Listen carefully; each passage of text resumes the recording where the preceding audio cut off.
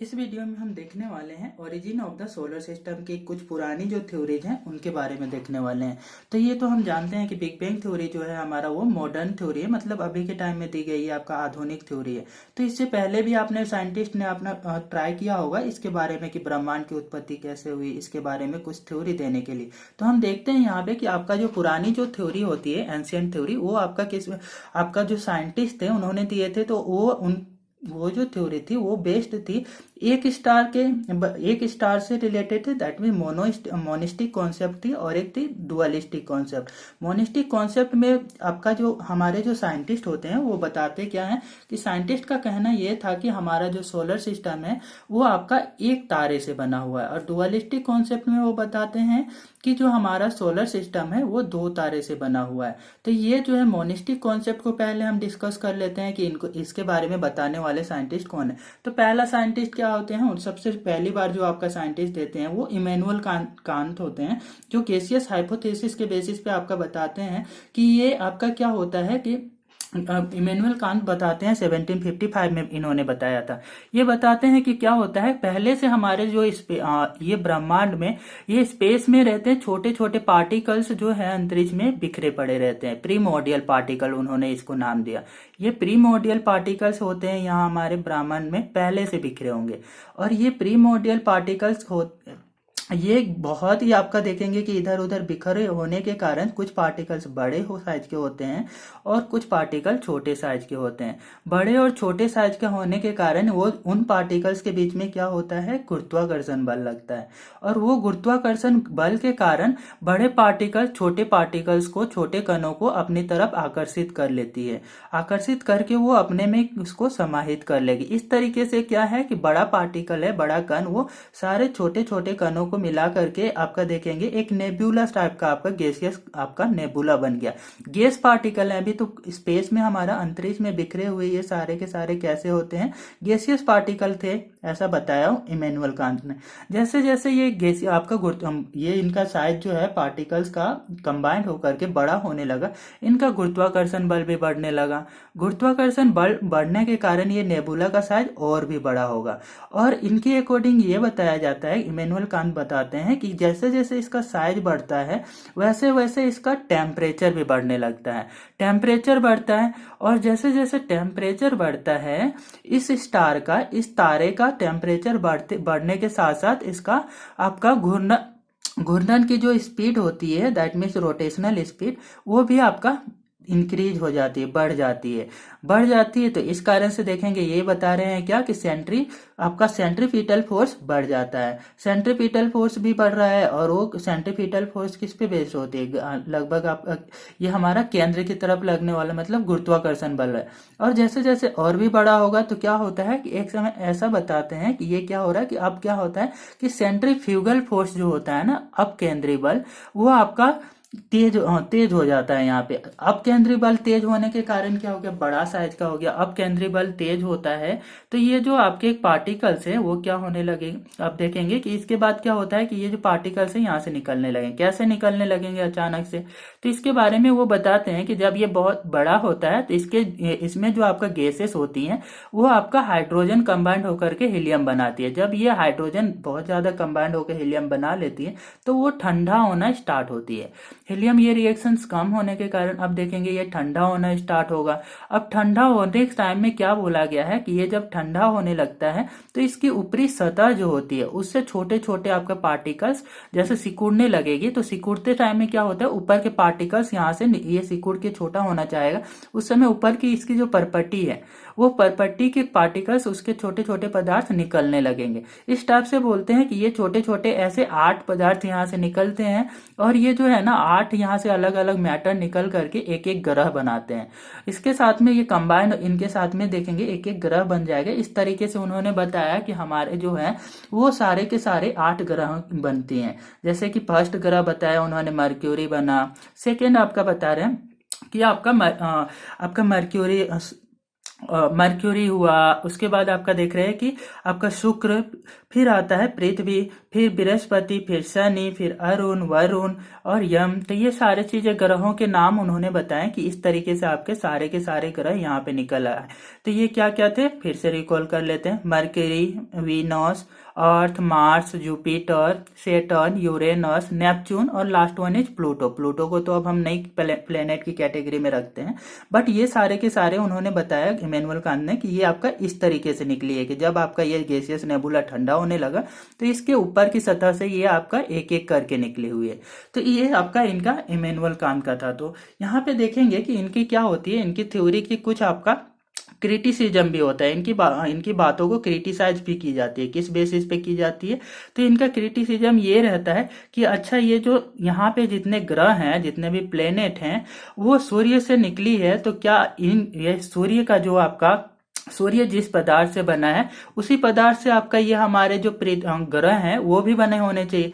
तो सूर्य तो आपका हाइड्रोजन और हीलियम से बना हुआ है, तो हमारे पृथ्वी भी यही इन्हीं मैटर से बनना चाहिए, और अन्य जो ग्रह हैं वो भी इसी पदार्थ से बनने चाहिए। तो लेकिन हम क्या देखते हैं कि ये ऐसा नहीं है कि हमारे जो आपके जितने भी ग्रह हैं वो दूसरे पदार्थ से बने हुए। ये हमारे पास ये इसके क्या है, साक्ष्य भी है कि पृथ्वी जो है वो क्या है, अलग अलग मैटर से बना हुआ है। तो हाइड्रोजन और हीलियम का मैटर्स तो बहुत कम अमाउंट में है। तो ये सारे चीजें क्या है, इनके जो आपका इमैनुअल कांत का जो हाइपोथेसिस है उसके बारे में ये क्या है, क्रिटिसिज्म है। एक ये क्रिटिसिज्म हो गया, और सेकेंड क्रिटिसिज्म ये है कि आपका क्या है कि ये जो इसकी जो यहाँ पे है कि ये रोटेशनल स्पीड के कारण ये सारा यहाँ से ग्रह इससे निकल रही है। मतलब क्या है कि ये जो सन का जो एंगुलर मोमेंटम होगा वो बाकी के ग्रहों के एंगुलर मोमेंटम के लगभग बराबर, या फिर ग्रहों का एंगुलर मोमेंटम सन के एंगुलर मोमेंटम से कम होना चाहिए।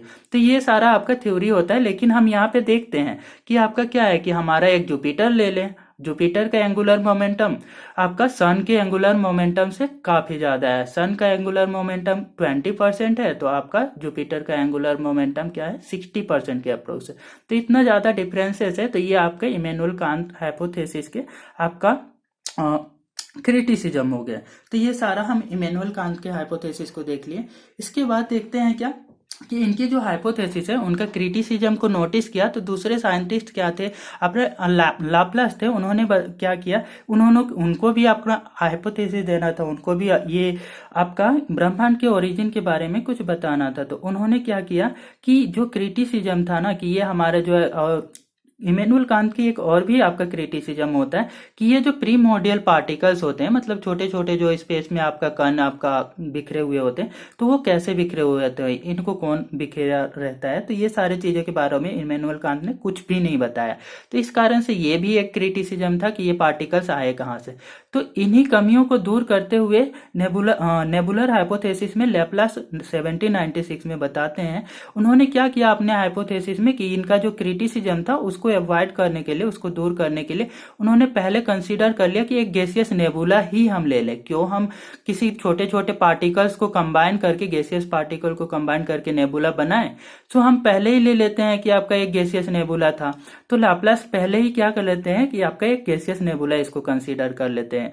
और गैसियस नेबुला होता है वो क्या होता है, धीरे धीरे जब ठंडा होगा तो ठंडा होने के कारण क्या होता है, इसके ऊपर की परपट्टी निकल जाती है। और ये परपट्टी कैसे, सिगार शेप में निकलती है।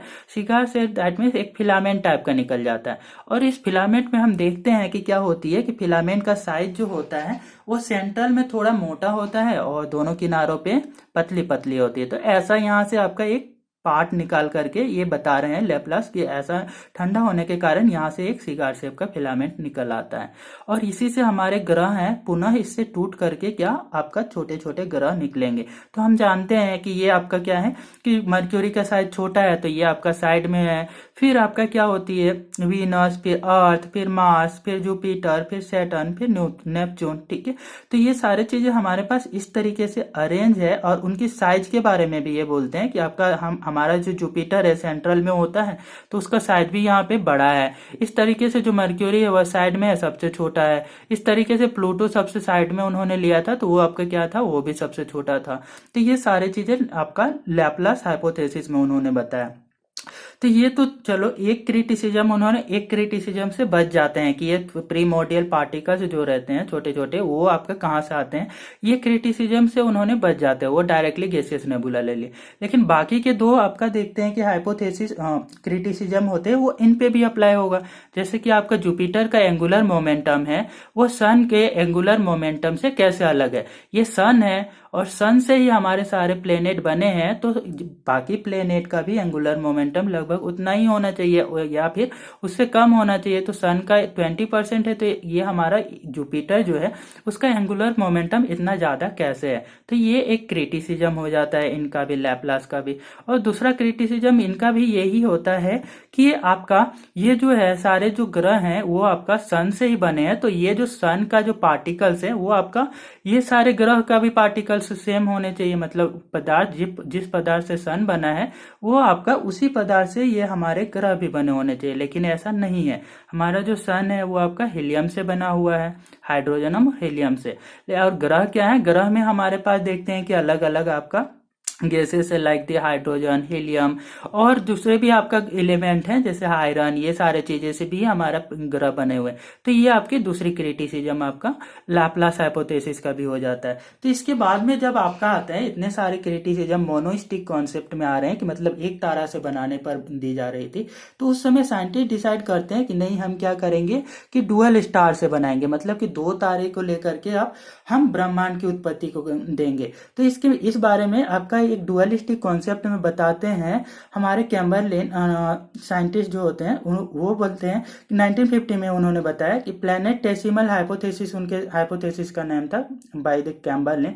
तो वो बताते हैं क्या कि हमारा एक सन था और उस सन के साथ में उसका एक साथी तारा भी होता है। सन एक तारा है और उसका एक साथी तारा है, उसको बोला जाता है companion star. Companion star that means साथी तारा।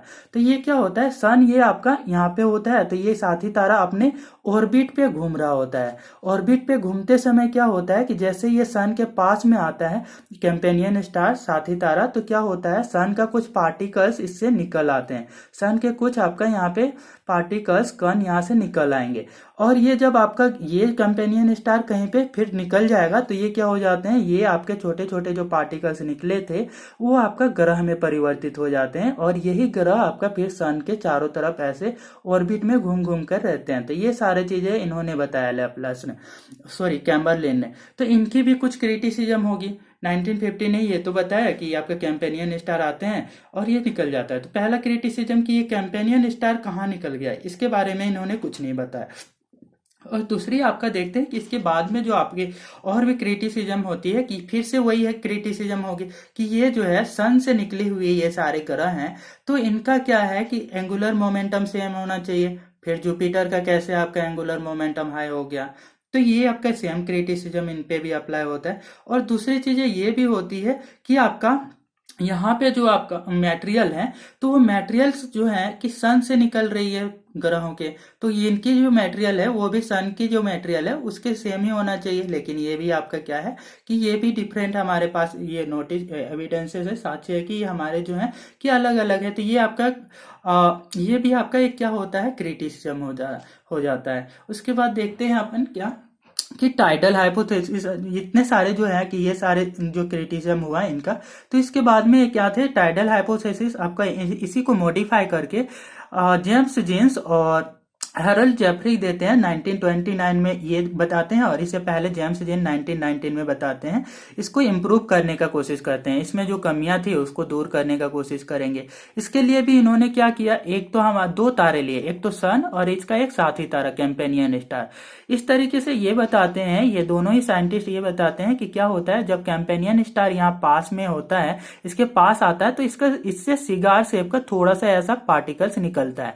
और जब ये और क्लोज आएगा ना तो ये क्या होता है और ज्यादा निकलेगा। और जैसे कैंपेनियन स्टार और ज्यादा ये आएगा तो फिर से और निकल जाएगा। इस तरीके से जैसे जैसे ये दूर फिर जाने लगे तो ये क्या होगा, इधर से पार्टिकल्स अब थोड़ा सा हो जाएगा और थोड़ा सा यहाँ से और ज्यादा ही दूर निकल जाएगा, तो ये आपका क्या हो जाएगा, यहाँ से कट आउट हो जाएंगे। और कट आउट होकर के ये क्या बनाएंगे, आपका कैंपेनियन स्टार बनाएंगे। सॉरी कंपेनियन स्टार नहीं, ये ग्रह बन जाएंगे। ये आपका फिर से फिलामेंट शेप का हुआ, जैसे यहाँ पे फिलामेंट शेप का बना था, ये फिलामेंट शेप का यहाँ पे भी निकल रहा है। तो ये आपका फिलामेंट शेप का यहाँ से भी निकली, और ये यहाँ से क्या हो रही है, ये आपका ग्रह फिर से अलग अलग यहाँ से टूट करके अलग अलग हो जाएंगे। जैसे यहाँ पे ये पहला आपका मर्क्यूरी होगा, साइज में छोटा होगा, जैसे ये पास में है तो ये बाद में निकला हुआ था हल्का सा पार्ट, तो ये हल्का सा पार्ट होने के कारण ये मर्क्यूरी का साइज भी छोटा होगा। फिर वीनस होगा, फिर अर्थ होगा, फिर मार्स होगा, फिर जुपिटर होगा, फिर सैटर्न होगा, फिर यूरेनस, फिर नेपच्यून। क्या क्या देखे हमने? हमने देखा पहले बुध, शुक्र, पृथ्वी, मंगल, बृहस्पति, उसके बाद शनि और अरुण, वरुण, यम। तो इतने सारे ग्रहों को हम यहाँ पे देखते हैं। तो ये सारे थे क्या कि आपका जेम्स जेम्स की हाइपोथेसिस और हैरल्ड जेफरे की हाइपोथेसिस पे थे दोनों। एक इन्होंने कुछ बताया, उसको थोड़ा सा और मॉडिफाई करके इन्होंने कर दिया हैरल्ड जेफरे ने। तो लगभग इनकी जो आपका हाइपोथेसिस थी वो आपका सेम ही थी। इस टाइप का आपके देखते हैं कि ये तो हो गया। चलो तो इनकी क्रिटिसिज्म भी देख लेते हैं, इनको क्या क्रिटिसिज्म मिलता है। इनको भी यही क्रिटिसिज्म मिलता है कि ये जो कैंपेनियन स्टार आता है और इस कारण से ये फिलामेंट शेप के निकल रही है, मतलब इनकी भी मटेरियल सेम होना चाहिए, तो वो यहाँ पे भी नहीं पाया जाता। और दूसरा एंगुलर मोमेंटम सेम होना चाहिए जो सारे ग्रहों का, या फिर एंगुलर मोमेंटम सूर्य के एंगुलर मोमेंटम से कम होना चाहिए, जो कि ऐसा जुपिटर के केस में नहीं है। तो ये भी सेम आपका क्रिटिसिज्म इनको भी फेस करना पड़ा। इसके बाद में देखते हैं कि इतने सारे क्रिटिसिज्म हो रहे हैं, तो क्या होता है कि इनको इम्प्रूव करने के लिए आपका फिर से ट्राई करते हैं R.A. लिटिलटन ने। उन्होंने क्या किया, लिटिलटन इन 1939 में वो बताते हैं कि क्या होता है कि एक हमारा तारा है सन, और दूसरा उसका एक कंपेनियन तारा है। तो ये आपका कंपेनियन तारा का क्या होता है कि ये कंपेनियन तारा कि सारी की सारी हाइड्रोजन ना हीलियम में कन्वर्ट हो चुकी होती है, सारी की सारी हाइड्रोजन हीलियम में कन्वर्ट हो चुकी होती है, जिस कारण से ये क्या होता है कि ये देखेंगे कि आप ये इसमें ब्लास्ट हो जाता है, मतलब सुपरनोवा होता है। सुपरनोवा तो हमने पहले देखा हुआ है, सुपरनोवा अलग होती है और बिग बैंग अलग होती है, ये तो हम पहले डिस्कस कर चुके हैं। तो इसमें क्या होता है, सुपरनोवा होता है, तारे का सुपरनोवा हो जाता है। तारे का सुपरनोवा होने से क्या होता है, ये ब्लास्ट होता है, और इस एक्सप्लोजन के कारण इसके जो पार्टिकल्स हैं वो बिखर जाते हैं।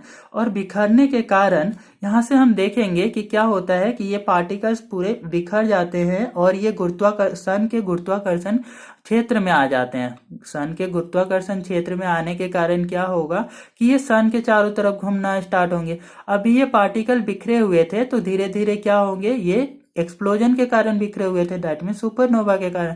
जैसे जैसे ये आपका ठंडा होने लगेंगे, ये धीरे धीरे कंबाइंड होकर के ज्वाइन करके एक प्लेनेट बनाने लगेंगे। ऐसे ऐसे हमारे पास क्या बनेंगे, प्लेनेट, सारे के सारे ग्रह बनेंगे। तो ये ग्रह फिर क्या करेंगे, सन की ऑर्बिट करेंगे। तो ये इन्होंने बताया। तो ये थी इनकी हाइपोथेसिस कि इन्होंने क्या, जितने भी क्रिटिसिज्म थे कि ये यहाँ से निकलता है तो मटेरियल क्यों ये है, कि क्यों मटेरियल अलग है, और क्यों इसका जुपिटर का आपका एंगुलर मोमेंटम अलग है। तो ये सारा चीजों जो कमियां थी, इसको दूर करने के लिए ये क्या किया कि ये जो कैंपेनियन स्टार है वो आपका क्या हो रहा है कि एक्सप्लोजन के कारण, इसमें सुपरनोवा के कारण, इससे आपके जितने ग्रह हैं वो सब बन रहे हैं। और वो आपका क्या है कि इस कारण से देखेंगे कि ये जो आपका सन का मैटर है और ये जो आपका कैंपेनियन स्टार का मैटर, ये तो अलग होगा। और कैंपेनियन स्टार से ग्रह बना रहे हैं, तो दैट मीन्स हमारे जितने ग्रह होंगे वो क्या होंगे, कैंपेनियन स्टार के मटेरियल से बन रहे हैं, तो इनके भी मटेरियल क्या होगा, अलग होगा। तो ये तो एक क्रिटिसिज्म से ये बच जाते हैं। और दूसरा क्रिटिसिज्म क्या होता है कि जुपिटर का जो आपका जुपिटर का एंगुलर मोमेंटम जो होता है, वो आपका क्या बोला गया था कि जुपिटर का एंगुलर मोमेंटम हाई है। तो ये जुपिटर का एंगुलर मोमेंटम हाई क्यों है, तो इसके बारे में ये बोलते हैं कि इन्होंने बताया R.A. लिटिलटन ने कि आपका जो कैंपेनियन स्टार था वो काफी बड़ा साइज का था। काफी बड़ा साइज का होने के कारण और ये क्या होता था, काफी तेज आपका इसकी रोटेशनल स्पीड भी बहुत ज्यादा था, इसकी एंगुलर मोमेंटम बहुत ज्यादा था, इस कारण से जुपिटर का एंगुलर मोमेंटम हाई होता है। तो ये सब आपका क्रिटिसिज्म से ये तो आपके बच जाते हैं। तो ये थी इनकी ये थी इनकी आपका हाइपोथेसिस, इन सारे। और इसके बाद में भी आपका कुछ और हाइपोथेसिस थे जो अदर साइंटिस्ट दिए हुए। एक है बाइनरी स्टार थ्योरी, जो बाय द H.N. रसल इन 1937 में बाइनरी स्टार थ्योरी देते हैं, H.N. रसल देते हैं। और interstellar dust hypothesis by the Otto सिन इन 1943, ये आपका देते हैं ऑटोमेडिस्ट ये आपका देते हैं आपका 1943 में। इसके बाद देखते हैं Interstellar cloud hypothesis by the Alfven. Alfven देते हैं आपका क्या, इंटरस्टेलर क्लाउड हाइपोथेसिस। उसके बाद देखते हैं Cepheid hypothesis by A C Banerjee. तो ये आपका 1947 में एसी बनर्जी जो होते हैं वो सेफिड हाइपोथेसिस देते हैं।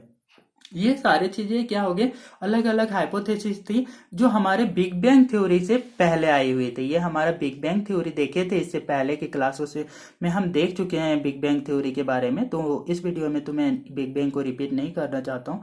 तो इसके बारे में ये सारी चीजें। अब हम कुछ और ना यहाँ पे सिमिलैरिटीज देख लेते हैं कि और क्या क्या यहाँ पे सिमिलैरिटीज है। तो हम देखते हैं क्या है यहाँ पे कि मोनोस्टिक में ये देखो तो ये क्या हो रही है, सेम आपका सन से निकाल रही है और एक एक करके ये पार्टिकल्स निकल रहे हैं। और इन दोनों में देखो तो क्या है, दोनों में सिगार शेप से आपका इस टाइप से निकल रही है। तो ये आपका क्या हो गई, कुछ सिमिलैरिटीज हो गई। ऐसे ही हम देखेंगे कि कुछ डिफरेंसेस, ये तो सिमिलैरिटीज हो गई दोनों में और इन दोनों में। ये आपका बस इतना ही है इन हाइपोथेसिस के बारे में। आगे के वीडियो में हम कंटिन्यू करेंगे, एक एक के बारे में थ्योरी भी नोट करके देखेंगे कि कांट हाइपोथेसिस कैसे कैसे हुआ था ये सारा। आगे के वीडियो में बने रहने के लिए कृपया इस चैनल को लाइक शेयर और सब्सक्राइब कर लीजिए, सो दैट जब भी मैं वीडियो को अपलोड करूं तो आपको पहले नोटिफिकेशन आ जाए।